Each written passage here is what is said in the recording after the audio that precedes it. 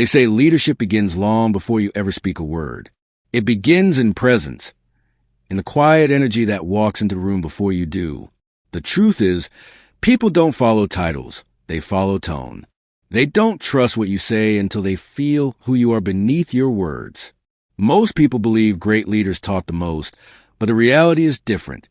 True leaders speak the least, yet say the most. Their strength isn't in volume.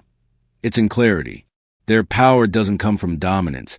It comes from calm conviction. There's a silent authority in the way real leaders talk. It's in the steadiness of their breath before they speak, in the pauses that make others lean in the way they use simplicity to express complex truths. They know that words are not just tools of communication. They are instruments of energy. Every tone carries emotion. Every phrase carries intent. We often overlook the subtle art of speech. We chase charisma, but forget authenticity. We rehearse lines, but neglect presence. You can learn to speak eloquently, but if your words don't come from inner stillness, they will never truly reach anyone. Leadership isn't about crafting perfect sentences. It's about speaking from a centered mind and a grounded heart. When a leader speaks, they don't rush. They are comfortable with silence because they understand its value. They know that silence is not emptiness. It's space. Space for others to think. Space for meaning to settle. Space for trust to grow. The insecure talk to fill silence. The wise talk to give silence purpose. The psychology of how leaders talk is not a science of words. It's an understanding of presence. Their calm tone communicates safety. Their measured speech builds respect. Their choice of words mirrors their clarity of mind. People are not drawn to noise. They are drawn to depth, and depth is always quiet. Think about the voices that change your life, the ones that left you thinking long after they stopped speaking. They didn't shout, they didn't rush, and they didn't seek attention. They spoke with weight because they lived what they said. Every word was anchored in experience. Every pause invited reflection. A true leader doesn't persuade you to agree. They guide you to see. They don't speak at you. They speak to the part of you that already knows the truth. That's why their words linger, not as commands, but as echoes of understanding. And here's the paradox. The more power you hold within, the less you need to prove it through speech. The more confident your spirit, the softer your tone becomes. You stop needing to convince, because your energy already communicates what words cannot. The silent authority in words comes from alignment, when your tone, intention, and truth all move in the same direction, when you no longer speak to perform, but to serve. That is what separates ordinary speakers from leaders.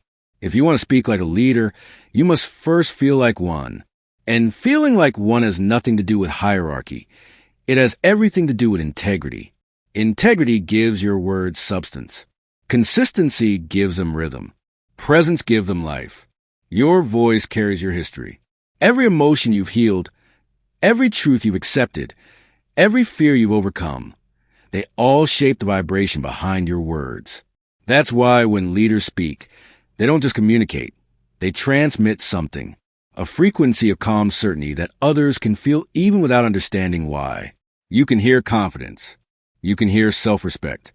You can hear peace. That's what people respond to, not the words, but the energy beneath them. So before learning how to talk like a leader, learn how to be one. In silence, in thought, in action. Because speech is simply an extension of state. When your inner world is calm, your outer words will carry quiet power. When you speak with grounded intention, people don't just listen, they remember. Because the voice of true leadership is not loud. It's still. It doesn't rise above others. It rises within them. This is where our journey begins, in the stillness before speech. In understanding that leadership starts not with what you say, but with who you are before the words ever leave your lips. Now let's go deeper into how the way you speak defines how people see you, and why your voice can open hearts or close them before your message even begins. The way you speak is not just communication. It's identity in motion. Before people know your story, before they see your achievements, before they understand your mind, they hear your voice. And in that first instant, something subtle happens. Their brain begins to map who you are, your tone, your pace, your pauses, your choice of words. They all paint a picture of your inner world. People don't just listen to what you say. They listen for who you are behind what you say. They listen for conviction, for calm, for trust. They listen to feel whether you believe in your own words. The way you speak is the mirror of your mind. A scattered tone reveals internal chaos. A rushed rhythm reveals anxiety. A calm, measured voice reflects clarity. We think people are persuaded by logic, but in truth, they are moved by energy. In every conversation, your voice communicates one of two things: power or insecurity. Not power over others, but the quiet power being grounded in yourself. When that kind of power speaks, it doesn't need to dominate. It doesn't need to impress. It simply is. And people feel it instantly, even if they can't explain why. That's why real leaders don't chase authority through words. They embody it. Their tone carries weight not because it's loud, but because it's centered. It comes from a place of inner knowing, a steady alignment between thought and emotion. You see, everyone can talk, but few can hold space with their voice. Holding space means allowing others to feel safe enough to open up. It means creating an atmosphere where people feel seen, not judged, guided, not controlled. And that ability begins with the way you speak. The insecure speaker uses words to seek approval. The grounded speaker uses words to create connection. There's a moment when you hear someone truly present, where you can sense it, that stillness behind the sound, that composure that doesn't waver. You can feel they aren't performing, they're simply being.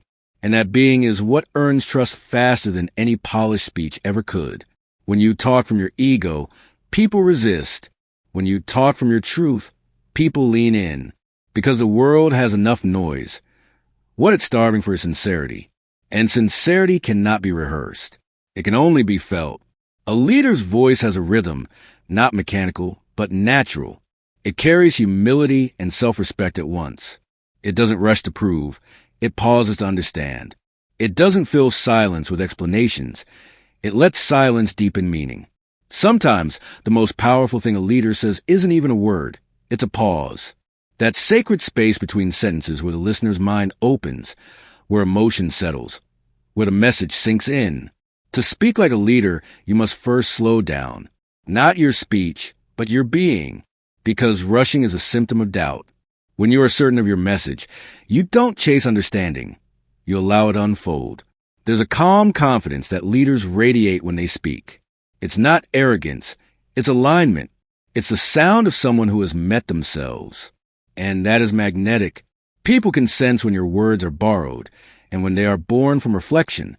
They can sense when you're talking to fill time, or when you're speaking from genuine experience. And the moment they sense authenticity, you earn not just attention, but trust. That trust is the invisible bridge between your voice and their hearts. And it's built not on clever phrasing, but on emotional integrity. Leadership begins in the unseen, in how you think, how you breathe, how you listen. Because words are only the surface. The real message lives underneath, in energy and presence, in emotional honesty. Think of your voice as a frequency. Every word carries a vibration, one that reflects your emotional state. When you speak with frustration, you transmit tension. When you speak with peace, you transmit strength. When you speak with love, you transmit safety.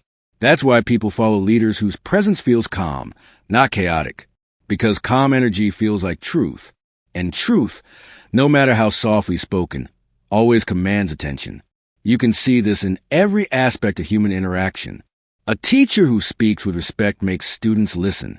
A parent who explains instead of shouting makes children feel seen. A manager who pauses before responding makes a team feel valued.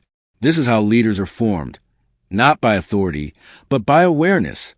If your tone makes people shrink, you're not leading, you're controlling. If your tone makes people open, reflect, and trust, you're leading. The art of leadership speech lies not in complexity, but in clarity. Because clarity creates confidence in you and in those who listen. When you speak with clarity, people stop analyzing your words and start feeling your message. You no longer sound like someone trying to convince. You sound like someone who knows. And knowing, when grounded in humility, becomes wisdom. So, how do you speak with this kind of authority? You begin by understanding that every sentence is a choice. Every word you speak either builds or breaks trust. Every tone either creates connection or distance.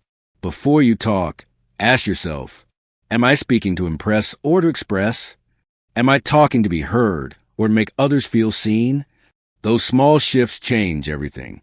Leaders understand that their words are a form of energy exchange. So they choose words that elevate, not diminish.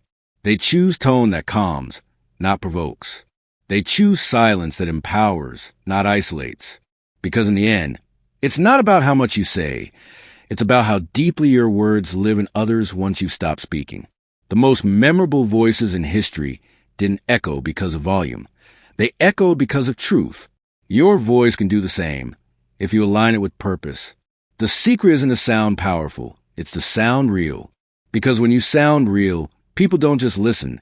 They trust, and through that trust, they follow. And when people follow not because they must, but because they believe, that's when leadership truly begins.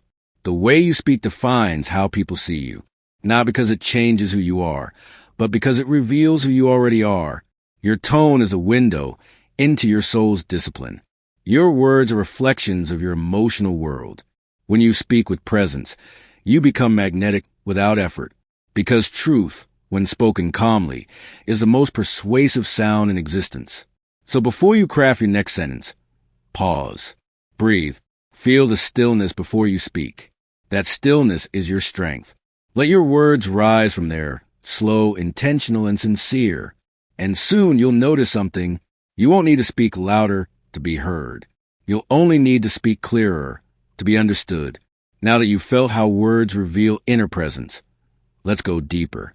In the next part, we'll explore the emotional psychology of leadership communication, how leaders speak not just to minds, but to emotions, and how empathy becomes a hidden language of influence. Every conversation has two layers, what is said and what is felt. Most people only listen to words. Leaders, however, listen to the emotions beneath them. They understand that behind every tone lies a story. Behind every silence lies meaning, and behind every reaction lies a need. The psychology of leadership communication is not about strategy. It's about sensitivity. It's about learning to speak to the invisible, to emotions, to energy, to unspoken fears that shape the way people hear you. Because human beings are not logical first. They are emotional. Logic explains. Emotion connects. If you speak only to the mind, you may be understood. But if you speak to the heart, you will be remembered. Emotional intelligence is what transforms ordinary speech into leadership. It's what turns a manager into a mentor, a speaker into a guide, a communicator into a connector. Because people don't remember what you said. They remember how you made them feel. When a leader speaks, the real dialogue doesn't happen in the air between words. It happens in the emotional space they create. That's why tone matters more than vocabulary. A soft, I understand, can calm a storm. A careless word can destroy trust. The emotional temperature of your voice sets the mood of every interaction. You can learn every speaking technique in the world, but if you don't understand emotions, your own and others, you'll never truly connect. The emotional psychology of leadership begins with awareness. What am I feeling right now? What might they be feeling? What emotion is driving this moment? Fear, pride, doubt, or hope? A true leader does not just react to emotion. They read it, they respect it, and they regulate it. They know that emotional control is not suppression. It's composure. It's the ability to stay calm when others are triggered, to listen when others defend, to empathize without losing direction. Because leadership communication is not about having the right words. It's about carrying the right energy. Think about it. You met people who speak kindly, yet leave you uneasy, and others who say little, yet somehow make you feel safe. That's emotional energy. It's not what you say, it's what your presence transmits. Your emotional state bleeds into your tone, your timing, your phrasing. That's why mastering speech begins with mastering emotion. If your heart is calm, your voice will naturally carry stability. If your mind is centered, your message will naturally carry clarity. But when you speak from frustration or insecurity, no amount of vocabulary can disguise it. People feel before they think. They sense before they analyze. They mirror your emotions without realizing it. That's the science of emotional contagion, a silent truth that governs all communication. The energy you carry is contagious. When you speak from tension, you spread tension. When you speak from peace, you spread peace. Great leaders understand this intuitively. They know that every word is an emotional transaction, so they choose their currency wisely. Instead of reacting, they reflect. Instead of defending, they invite dialogue. Instead of commanding, they inspire. Empathy is their language. Not weakness, empathy. Because empathy is awareness with compassion. It's the bridge that allows people to feel understood even before they agree. Leaders don't just tell people what to do. They help them feel seen in the process. And once someone feels seen, they open up. That's when influence begins. The emotionally intelligent leader doesn't need to control outcomes. They guide emotions. They sense when to push and when to pause, when to challenge and when to comfort. They understand that emotions are not obstacles. They are information. Anger means something needs protection. Fear means something feels unsafe. Resistance means something feels misunderstood. When you listen beneath the words, you begin to understand these emotional codes. And once you understand them, you can lead with precision, not through pressure, but through presence. Emotional intelligence also means recognizing your own triggers, because your tone will always betray your inner state. A voice that trembles with irritation doesn't just convey anger, it transfers it. A voice that stays calm under pressure communicates strength beyond words. Leadership communication requires emotional self-awareness. Ask yourself, what emotion is coloring my message right now? Is it love or fear? Confidence or control? Am I speaking from my higher self or from my wound? The difference is felt instantly because emotions are frequencies, and people always tune into the one you broadcast. When you speak from peace, your presence becomes magnetic. People sense something steady in you, a groundedness they can trust. They may not know why, but they feel safe. And safety is a foundation of influence. That's why true leaders don't aim to impress. They aim to reassure. They speak to remind others of their own strength, their own clarity, their own worth. Their words uplift because their energy doesn't compete. It supports. In every conversation, the emotionally aware leader is not trying to win. They're trying to understand. Because understanding creates alignment, and alignment creates loyalty. When people feel emotionally aligned with you, they will walk beside you, not behind you. That's how leadership communication transforms teams, relationships, and even strangers. It creates harmony, not hierarchy. And yet, emotional communication is not always soft. Sometimes it's firm, but never cruel. Sometimes it's direct, but never demeaning. Because when your words come from respect, even truth feels kind. Emotional mastery gives your speech depth, the ability to comfort without pleasing, to guide without forcing, to correct without humiliating. It's the quiet strength that makes people listen, even when the message is difficult. Think of every great leader, spiritual, political, or social. Their speeches didn't just inform, they moved. Not because they had perfect diction, but because they spoke from emotional truth. They channeled pain into wisdom and fear into courage. Their authenticity became their language. That's the secret of emotional psychology and leadership. You don't speak to manipulate emotion, you speak to meet it.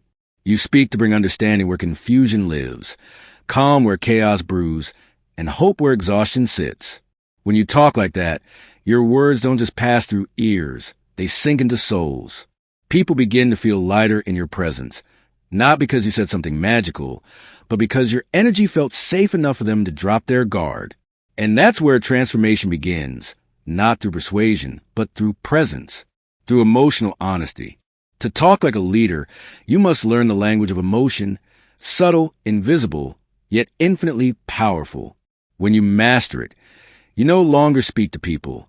You speak through them, awakening what already lives inside. Because the purpose of communication isn't to change minds. It's to open hearts. And once hearts are open, minds follow naturally. This is the psychology of emotional connection, the unseen foundation of every powerful word. Now that you understand the emotional layer behind how leaders talk, let's go deeper into sound itself. In the next part, we'll explore the art of tone, pauses, and emotional resonance, and how silence, rhythm, and intention can turn even simple words into a voice of unshakable influence. And so, after learning to read the quiet intentions behind control, we begin to notice something deeper. That influence is not only in the words themselves, but in the space between them. Every leader, every teacher, every parent who ever moved a heart did, so not through what they said, but through how they said it. The voice carries more than language. It carries state. When we speak, our nervous system speaks first. The tone reveals what the mind tries to hide. You can tell when someone is pretending to be calm. The rhythm betrays them. You can sense when someone truly believes what they say. The pauses feel alive. Tone is vibration, and vibration is energy made audible. When a leader speaks, the energy behind their words travels directly into the emotional body of the listener. You might not remember their exact sentence, but you remember how they made you feel. That is emotional resonance, the invisible bridge between two inner worlds. The mistake many make is thinking that influence is built on the sharpness of speech. But power lives in presence, not performance. Presence slows you down. It makes you breathe between words. It allows silence to do half the talking. Silence, when chosen deliberately, is not emptiness. It is gravity. When a leader pauses, they give a listener room to think, to feel, to breathe. In that pause, trust is born. People sense authenticity not when someone fills every space with cleverness, but when they allow quiet to exist without fear. The pause tells your listener, I am not rushing to convince you. I am giving you space to understand. And that, more than argument, creates connection. Tone, pause, and resonance. These are not techniques. They are reflections of inner coherence. You can't fake them for long. Your tone is the echo of your emotional truth. If you speak with tension, the world feels your tension. If you speak with calm, people's bodies mirror your calm. The human mind may argue, but the nervous system listens. It knows when a leader's confidence is grounded and when it's performed. That's why even a single phrase spoken from genuine stillness can move crowds more than an hour of motivational noise. True tone mastery comes from emotional regulation. You can only speak softly when you no longer need to prove your strength. You can only use silence when you no longer fear being unheard. And you can only create resonance when you allow yourself to feel deeply without drowning in the feeling. Pause now. Think of the last time someone's voice changed your state. Not because of what they said, but because something inside them was steady when you were not. That is resonance. Two emotional fields synchronizing, the anxious one calming in the presence of the centered one. A leader's tone should not rise above others. It should ground them. The right tone doesn't inflate emotion. It contains it. It steadies a storm. It reminds people that clarity exists even in chaos. Every culture has words for this quality. In Japanese, it is ikigai or the quiet purpose. In Sanskrit, shani or peace made audible. In leadership, it is gravitas. Gravitas doesn't come from knowing everything. It comes from meaning every word you know. Even the simplest phrase, spoken with full awareness, becomes heavy with meaning. I understand. We'll find a way. It's okay. If the tone carries compassion. People heal through the sound before they process the logic. Emotional resonance is not manipulation. It is alignment. You're not trying to control how others feel. You're simply staying so present with your own feeling that it becomes safe for others to feel theirs. That's what makes tone powerful. It is contagious presence. A hurried tone transmits anxiety. A gentle tone transmits safety. A confident tone transmits possibility. A humble tone transmits trust. So before speaking, a leader should ask, what do I want my tone to communicate? Fear or safety, doubt or clarity? Then align breath and emotion until the answer lives in sound itself. Notice how great speakers instinctively use rhythm. They stretch certain syllables, let others fall softly. Their cadence is like music, repetition, rest, release.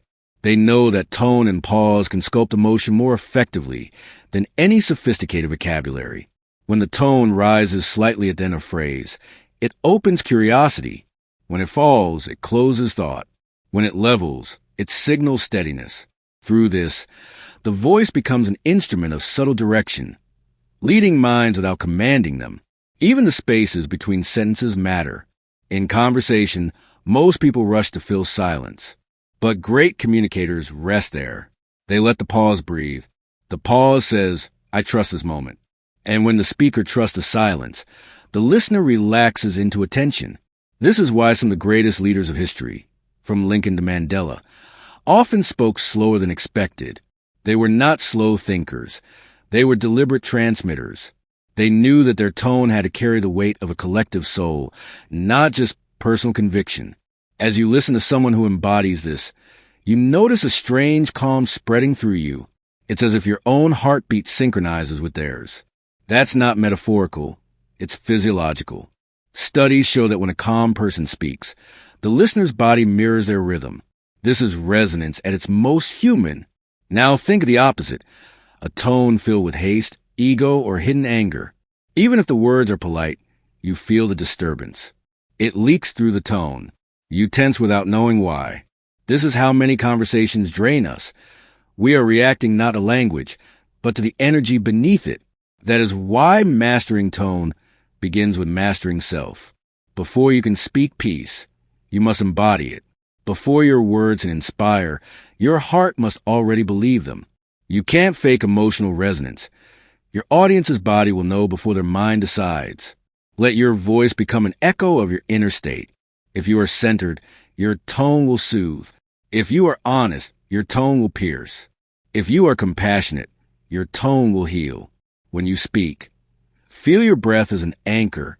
Let your exhale carry the sentence. Feel each word touch the air as if it matters. Don't rush to fill silence. Allow it to frame your meaning. You will notice people listen longer. They feel safer. They respond not to your logic, but to your presence. When you learn to honor pauses, you begin to understand that silence is not an absence of communication. It's part of the sentence. Every symphony needs rest notes. Every heartbeat needs a moment between beats to sustain life. Speech is no different. In that quiet interval between phrases, the listener's mind paints meaning. Their emotions fill in the color of your tone.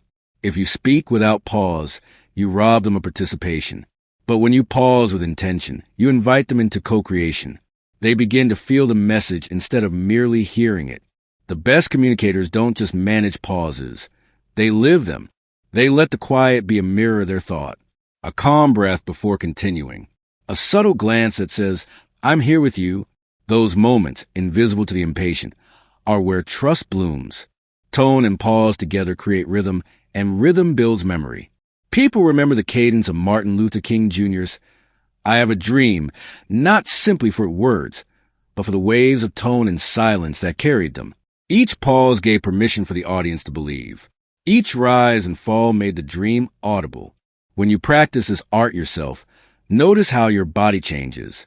The shoulders loosen, the heartbeat slows, the voice deepens. The words no longer chase attention. They attract it. Listeners lean forward, not because you demand it, but because your calm gives them space to enter. Resonance isn't created by clever phrasing. It's born when the emotion in your voice matches the emotion you hope to awaken. If you wish to comfort, speak from comfort. If you wish to motivate, speak from clarity, not pressure. Your tone will always expose your true motive. And if you want to test the sincerity of any leader, don't analyze their speeches. Listen to their tone when they're interrupted. Authenticity reveals itself in unscripted moments. The way someone handles silence after disagreement says more about their leadership than any polished statement ever could. This is where emotional resonance meets moral character. A leader whose inner world is frantic will create noise. A leader whose inner world is order will create harmony. That harmony spreads outward. Teams feel safer. Ideas breathe easier. An environment becomes fertile for growth. Now imagine carrying this awareness into daily life. In a meeting, in an argument, in a moment of uncertainty, you pause before responding. You let the breath arrive. You speak slowly, honestly, tonally balanced. Watch how the energy shifts. What once felt tense softens. People hear the same idea differently because it arrives wrapped in peace instead of defense. To cultivate that ability, practice speaking while listening to yourself at the same time, not in a self-conscious way, but with awareness of how your words vibrate in your body. Notice when your throat tightens. That anxiety. Notice when your voice lowers and warms. That's authenticity. Train your tone by training your state. And remember, leadership through tone isn't about performing calm. It's about becoming calm. The more aligned your emotions, the more consistent your sound. Your tone becomes a tuning fork for the environment. If you hum at peace, others align. Even in writing, tone transcends medium. You can sense when a message was written in haste or grace. The energy behind expression always leaks through form. So every communicator, speaker, writer, teacher, parent, must guard the emotional quality from which they create.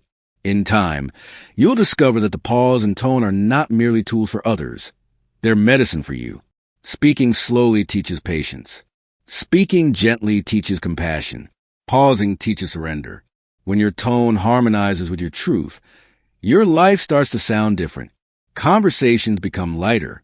Conflicts end faster. Influence stops feeling like effort. It becomes resonance. Because when you speak with a aligned tone, people don't just understand you, they feel understood. Pause. And that is the quiet power of leadership through voice. Not domination. Not persuasion. Resonance. It's the sound of someone who has met their own silence and no longer fears it. It's the sound of steadiness in a world addicted to volume. It's the gentle authority that reminds everyone words matter less than the energy that carries them. When a leader understands this, every conversation becomes an opportunity to heal misunderstanding instead of deepening it. Every word becomes a bridge. Every pause becomes a moment of peace. So the next time you open your mouth to speak, remember, your tone is not just how you sound. It's who you are made audible. And perhaps that's what makes the greatest leaders unforgettable. They don't just speak to our minds. They resonate with our souls. And when the echo fades, something more profound begins. Silence. Because every true conversation needs its second half. Speaking is the inhale. Listening is the exhale. Without it, words become noise, direction without destination. The greatest leaders know this rhythm. They understand that to lead is to hear what others cannot say out loud. They listen, not for the answer they want, but for the truth that wants to be heard. When they step into a room, they read the pauses, the hesitations, the invisible tension between sentences. They sense what's unspoken, the sigh before the sentence, the glance that hides fatigue, the silence that screams uncertainty. Listening to them is not passive, it's participation. It's a dialogue with the unseen. They listen to people, to energy, to the moment itself. True listening requires humility, because to really hear another person is to admit that you do not already know. It demands presence, patience, and a kind of quiet courage, the willingness to let someone else's truth exist beside your own. When a leader listens deeply, they create safety, and safety is the soil where trust grows. Most people don't need perfect answers. They crave genuine attention. They want to feel that their voice matters in the larger rhythm. You can hear the difference between a leader who listens to respond and one who listens to understand. The first waits for an opening to speak. The second opens space for the other to breathe. In that difference lies the whole architecture of trust. People follow not because of hierarchy, but because of resonance. They follow the one who makes them feel seen. A great leader's silence is never empty. It's receptive.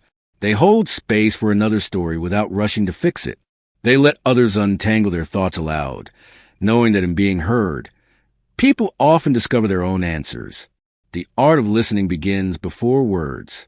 It starts with the eyes that meet without judgment, with the posture that says, "I'm here," with the stillness that tells the speaker you're safe. That presence alone transforms the emotional temperature of a room. We all crave that kind of listener, the one who doesn't interrupt our becoming.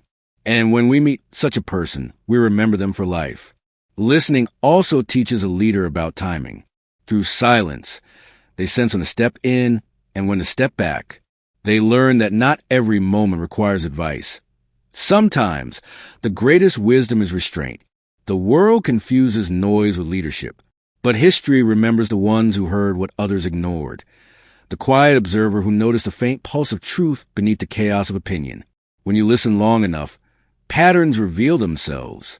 You start to hear not just individual voices, but the collective one, the hidden consensus, the silent pain, the emerging hope. That awareness allows decisions to serve more than ego. They begin to serve life itself. Listening is empathy in action. It's saying with your attention, "You matter enough for me to be fully here." And in that moment, walls fall. Trust is not built through promises. It's built through presence. Each time a leader listens without judgment, someone learns that honesty is safe. Each time they remember details, a name, a fear, a dream, someone feels value beyond utility. This kind of listening can't be faked. Pretend to care, and the silence between your questions will expose you. But genuine interest vibrates through tone and timing. People feel when you are with them, not above them. To cultivate that, slow down. Before a conversation, quiet your inner noise. Suspend the urge to prepare replies. Let curiosity replace certainty. Ask not what I want to say, but what wants to be understood. You'll find that as you listen, your perception widens. You notice the tremor in a colleague's voice, the fatigue in a friend's smile, the hope tucked inside hesitation. You become fluent in the subtle languages of humanity. The reward is clarity. When you listen completely, information arrives whole. Misunderstandings shrink, and solutions appear with less effort. Because truth no longer has to shout to be heard. Even conflict transforms. Arguments lose their venom when someone feels genuinely heard. Defensiveness melts into dialogue. The simple act of reflecting back what you've heard. So you're saying this, and it makes you feel that can dissolve days of tension. Leaders who master listening don't suppress emotion. They channel it. They know that behind anger there is usually fear. Behind resistance there is hurt. By listening for what's beneath the words, they guide the conversation toward healing instead of escalation. They also listen to silence itself. Sometimes a pause means uncertainty. Sometimes it means trust. A true leader doesn't rush to fill it. They let silence reveal its message. This practice builds credibility faster than any speech, because it anchors communication in respect. And respect, once felt, is rarely forgotten. Over time, people begin to mirror the way a true leader listens. They start to pause before reacting. They begin to speak with more care because they've experienced what it feels like to be heard without judgment.